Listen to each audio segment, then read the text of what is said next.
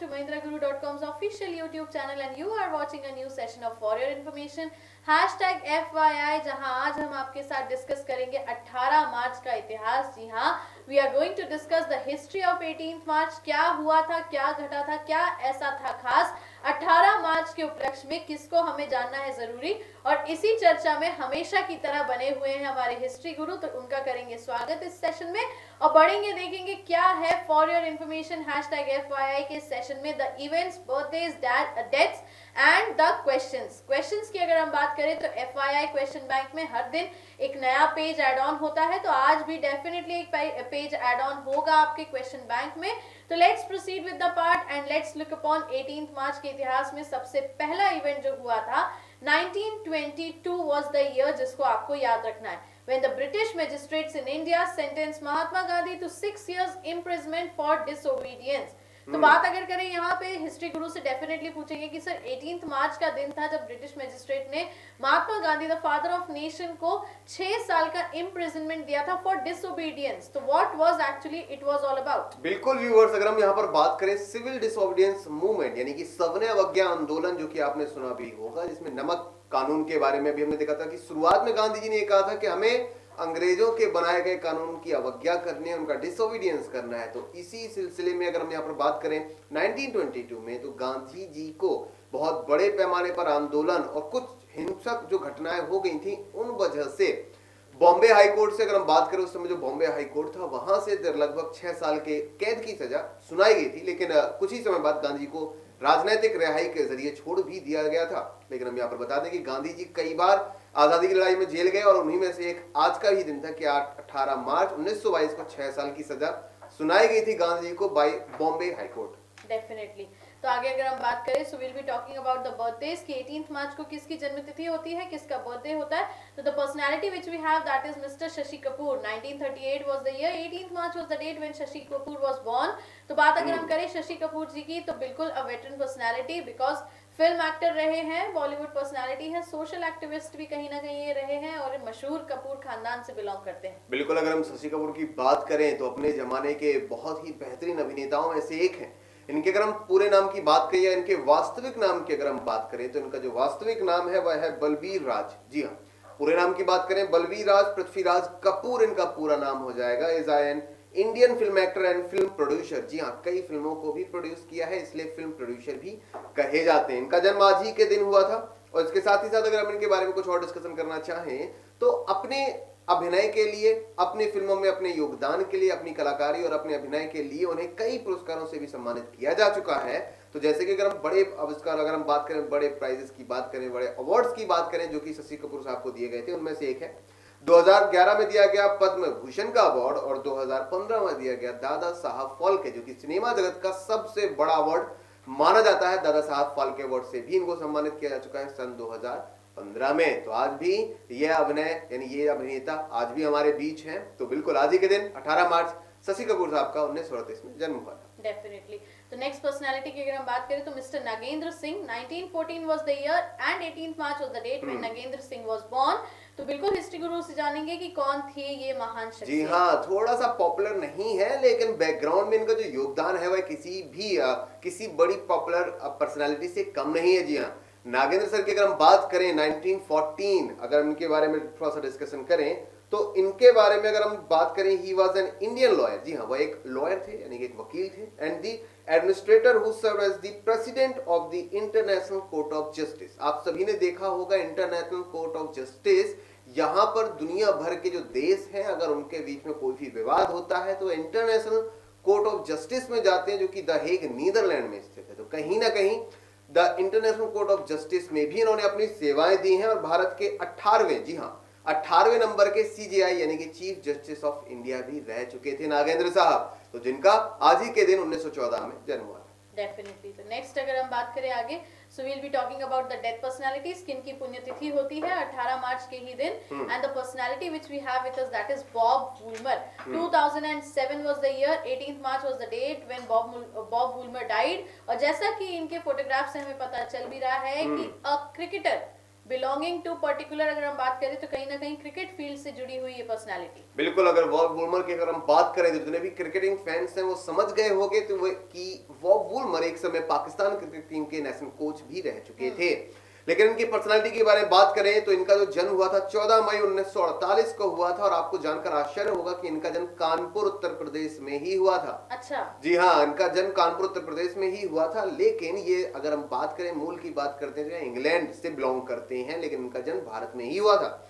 And he was an international cricketer, जी हाँ, professional cricket coach and the professional commentator, जी हाँ, commentator भी थे, क्रिकेट कोच भी रहे हैं, और एक जाने माने ऑलराउंडर क्रिकेटर भी रह चुके हैं जो कि बिलोंग करते थे इंग्लैंड से। और उनके बारे में अगर हम कुछ और डिस्कशन करें, he was one of the 5 wisden cricketers of the year in 1976। 1976 में 1976 में इन्हें 5 खिलाड़ियों में, उन 5 खिलाड़ियों में से एक थे जिन्हें Wisden cricketers of the year award से नवाजा गया था। इनके डेथ की बात करें, थोड़ा सा रहस्यमय तरीके से इनकी मौत हुई थी। अगर हम बात करें सन 2007 का जो वर्ल्ड कप था उसमें वह जिम्बाब्वे, अगर हम बात करें यहाँ पर जमैका के अगर बात करें किंगस्टन के एक होटल में मृत पाए गए थे। तो आज ही के दिन इनकी एक रहस्यमय बात करें, एक रहस्यमय मौत हुई थी। अंदाजा भी लगाया गया था कि इनकी हत्या हुई थी, लेकिन ऐसा नहीं, उनकी कुछ नेचुरल कारणों से डेथ हुई थी, जिसमें पाकिस्तान को हार मिली थी। सन 2007 में इनकी मौत हुई थी। तो पाकिस्तान के कोच रह चुके थे बॉब वुलमर, तो इनका देहांत आज ही के दिन किंगस्टन जमैका में हुआ था। डेफिनेटली। बढ़ते हैं इसी के साथ, देखते हैं क्वेश्चन आंसर सेशन में कि क्या पर्टिकुलर इसके क्वेश्चन आंसर्स हैं, क्या आज के एफआई क्वेश्चन बैंक में आपके लिए ऐड ऑन हो रहा है। तो let's quickly look upon two the first question. Who was the Delhi Sultan who introduced hereditary principle in the Ikta system?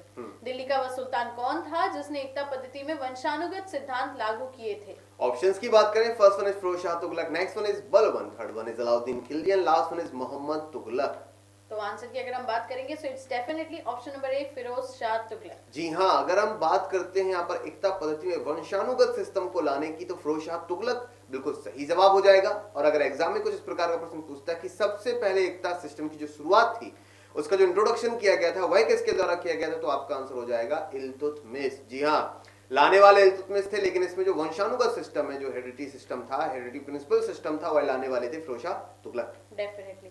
बढ़ते हैं आगे, देखते हैं next will talk about the question.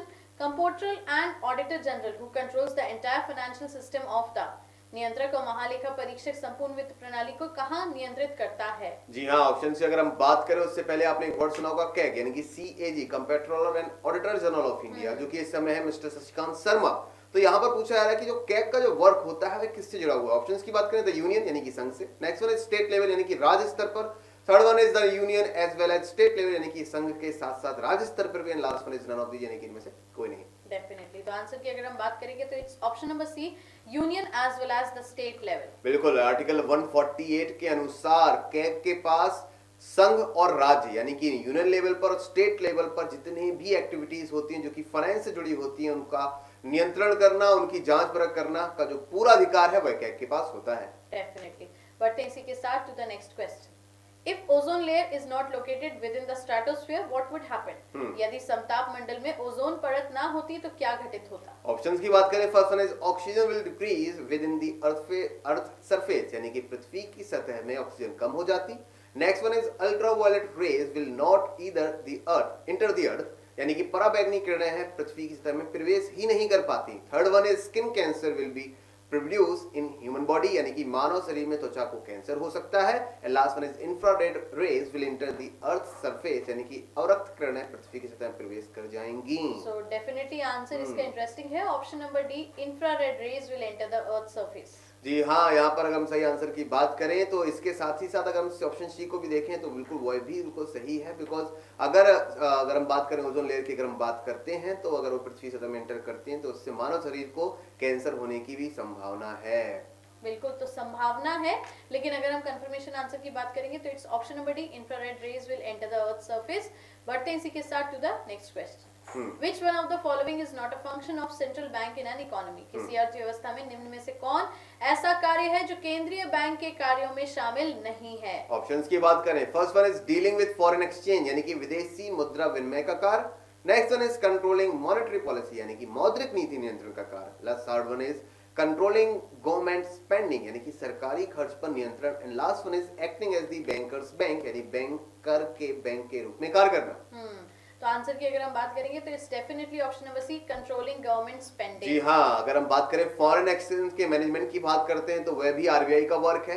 Monetary policy banana, bank rate, repo rate तय करना भी RBI का work है, और बैंकों के बैंक के तौर पर भी कार्य करना आरबीआई का वर्क है। लेकिन सरकार के खर्चों को कंट्रोल करना आरबीआई का काम नहीं है। चलिए बढ़ते हैं इसी के साथ to the next question.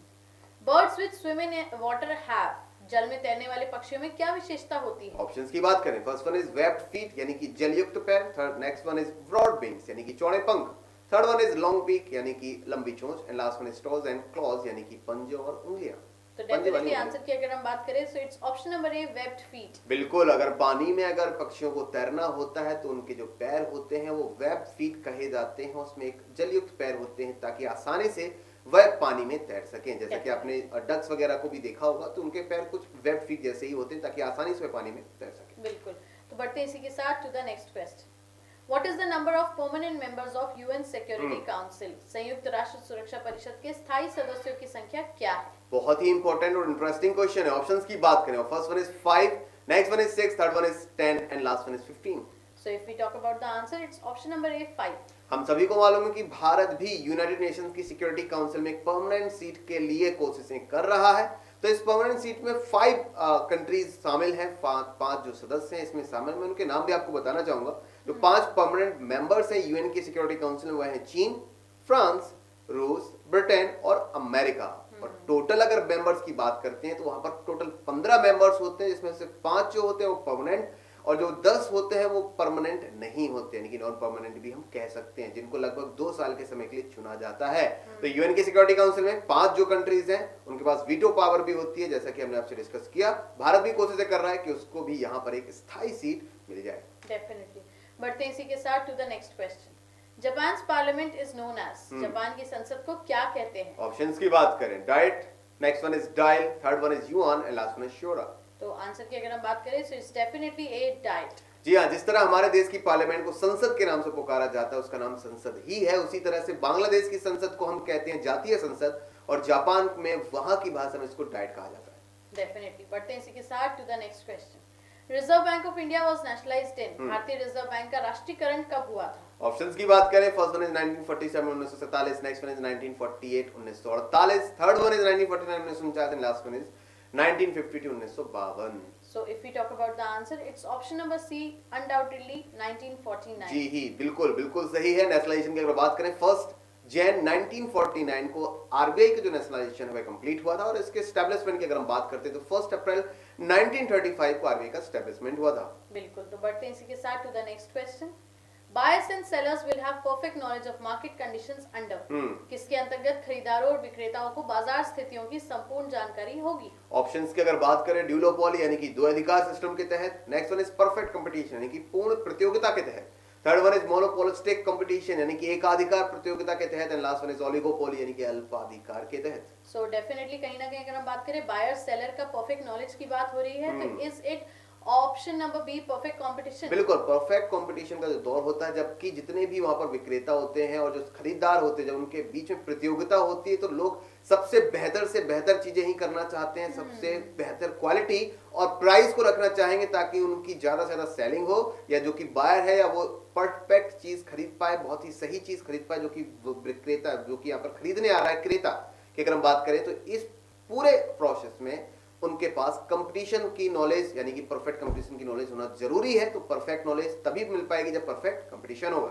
Definitely. और बढ़ते हैं इसी के साथ to the last question, and here it is the 2 richest ecozones of India are, भारत के सबसे अधिक समृद्ध पारिस्थितिक कटिबंध या इकोजोन जिसको हम कह सकते हैं, वो कौन से हैं? ऑप्शंस की बात करें, first one is the Himalayas and Vindhyas यानी कि हिमालय और विंध्या के जो पहाड़ हैं वो, next one is Himalayas and eastern Ghats, third one is Himalaya और western Ghat, and last one is Himalayas and Aravallis. तो आंसर की अगर हम बात करें तो it's definitely option number C, Himalayas and the western Ghats. बिल्कुल, हिमालय और वेस्टर्न घाट्स। अगर हम वेस्टर्न घाट्स की बात करते हैं तो गुजरात से लेकर अगर हम केरल तक देखें तो पैरेलल भारत की बॉर्डर के साथ फैले हुए हैं पश्चिमी घाट, जिनको हम वेस्टर्न घाट्स भी कहते हैं। तो यहाँ पर प्रजातियां, अलग अलग जानवरों की बहुत सारी ऐसी प्रजातियां पाई जाती हैं जो दुनिया के और किसी कोने में नहीं पाई जाती हैं। और दुनिया के सबसे यंग माउंटेन्स के नाम पर फेमस है हिमालयाज माउंटेन्स। तो ये 2 ऐसे स्पॉट हैं, 2 ऐसी जगह हैं जहां पर इकोसिस्टम और बहुत सारी विविधता जानवरों और हम देख सकते हैं कि पेड़ पौधों की मिलती है। तो भारत के 2 सबसे रिचेस्ट इको जोन्स जो है वो ये दो है। डेफिनेटली। तो इन्हीं सारी डिटेलिंग्स के साथ, द क्वेश्चन आंसर सेशंस के साथ, जिसमें हमने आज एफवाईआई का एक और पेज ऐड ऑन किया आपके एफवाईआई क्वेश्चन बैंक में, सेशन को करते हैं यही खत्म। Do not forget to click on the like button before getting offline, and yes keep on commenting and telling us कि आपको एफवाईआई कैसा लग रहा है, पसंद आ रहा है या नहीं आ रहा है, and the comments are definitely welcome. तो अगर आपको कोई रिक्वायरमेंट्स डिमांड हो तो वो भी आप कमेंट बॉक्स में लिख सकते हैं। Do not forget to subscribe our YouTube channel too, because if you are watching this video for the first time you have the chance to click on the subscription notification and become the subscribe viewer. तो इसी के साथ for your information #FYI को यहीं खत्म करेंगे, आपसे विराम लेंगे और फिर मिलेंगे अगले सेशन में। तब तक के लिए खुश रहिए, ख्याल रखिए, पढ़ते रहिए और भूलेगा मत, आपकी सफलता में ही हमारी सफलता है। Thank you so much.